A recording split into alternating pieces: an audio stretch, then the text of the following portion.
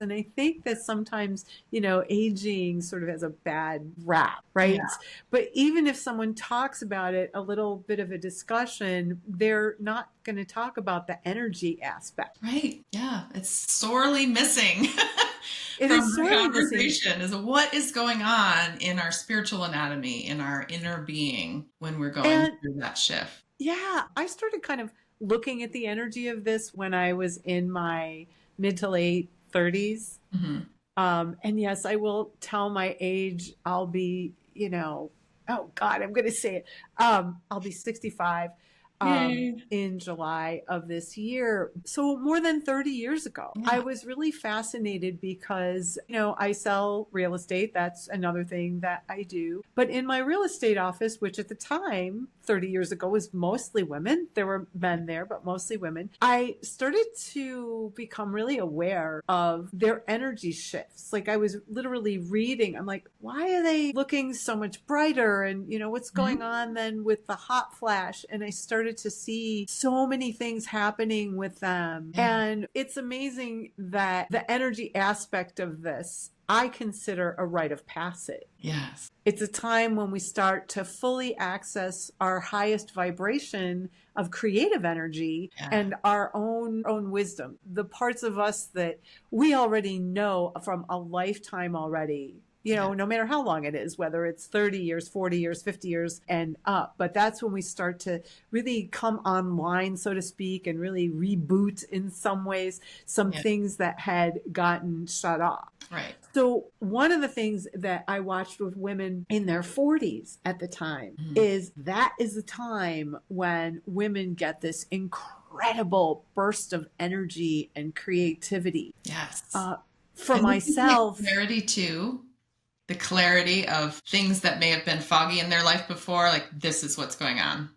yeah, Yeah. this is what's going on. And this energy and creativity, you'll see a lot of women get in the best physical shape of their lives. Like a Wow. lot of times Yeah. they really, what's important, it's not about attracting somebody or anything like that, but just feeling good and using their actual creative energy instead of to make a baby. Right. They're using their creative energy to get in good physical shape. And that's one of the things that happened to me. And I just notice it with many, many women in their 40s. And then women in their 50s, and this is kind of incredible, but women in their 50s start to gather up their energy. Yeah. They're starting to let go energetically of, let's say, all the things that they had hoped that they would have by that age. Maybe they Mhm. got them, maybe they didn't, but they start to clear out all that energy and make room for, let's say, the next phase, Yeah. right? Really letting go of what doesn't matter, what doesn't serve them, What doesn't serve, responsibilities that really aren't theirs, creative right? projects that aren't even their own. And that's for sure Yeah. the time in the 50s where there's energetic switches. Yes. And we start to switch from using our creative energy for having babies to our full bloom creative process. Yeah.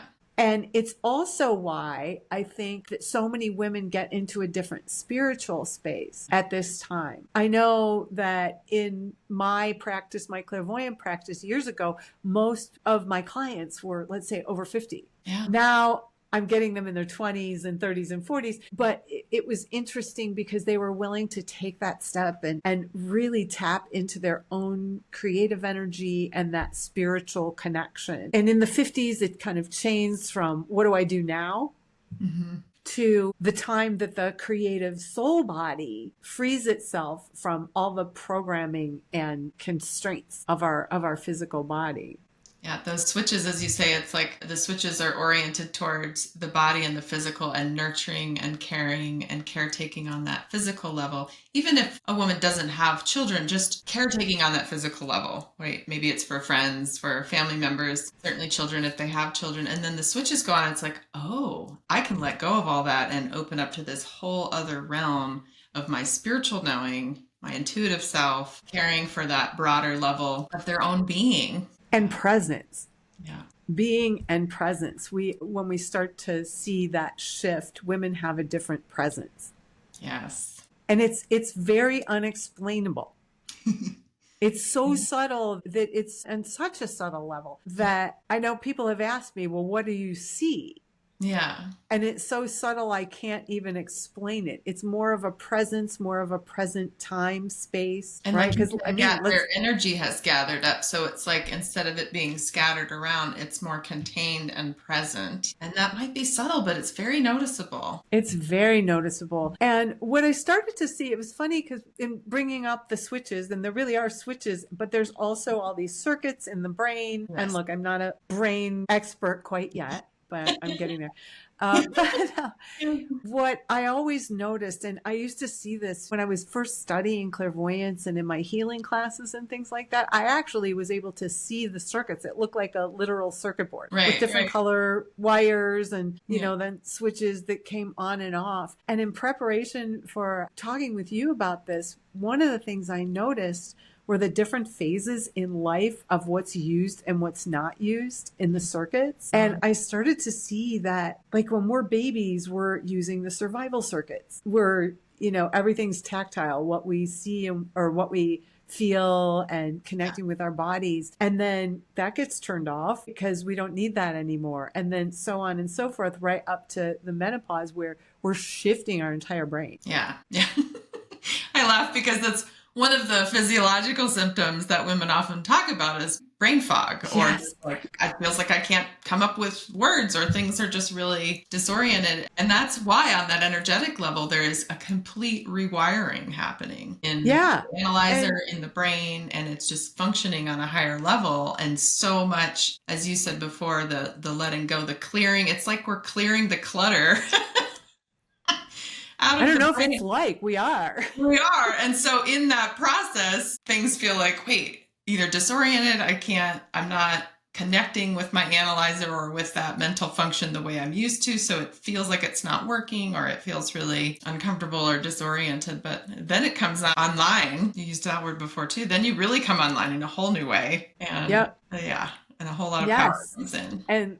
And that whole new way is so much more in the upper chakras. Yeah. Because let's face it, this is a time that physically, like, we tend to lose muscle mass, even if we're in good shape and we're working out all the time. There is a slowdown in, let's say, recovery. And I'm just talking about on the physical level. But what happens when we start to let go of, let's say, the body parts of what happens in that space is we really are able to tap into our creativity and that brain in a whole new way. I tell people, you know, when I work with women and they talk about the brain fog, I actually have them ground their brain.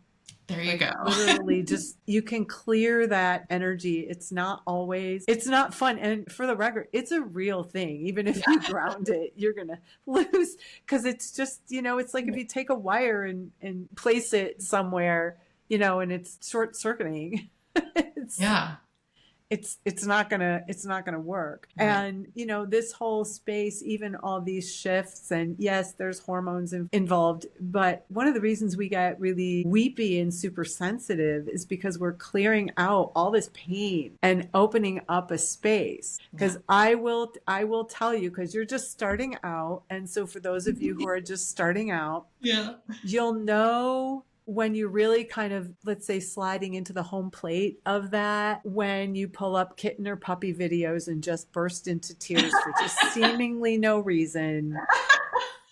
And then that's one way that you know. But it's part of that. Yeah, I see it as it's part of that clearing the catch, like we talked about clearing the clutter, not only on that mental level, just like excess unnecessary stuff is clearing, but also on that emotional level, psychic level, spiritual level, pain you've been holding on to, stuff that you maybe didn't process because you were busy tending to the physical level so much. You were busy being the caretaker, you know, the mother or the healer for your family, or all those levels that are, the energy as women goes out, right? And so not everybody takes the time to process the pain that they're carrying, not only of their own pain, but everyone else's that they've been caretaking for. So it's a really great opportunity to let that all go. If it takes a really cute cat video to inspire that, so be it. You know?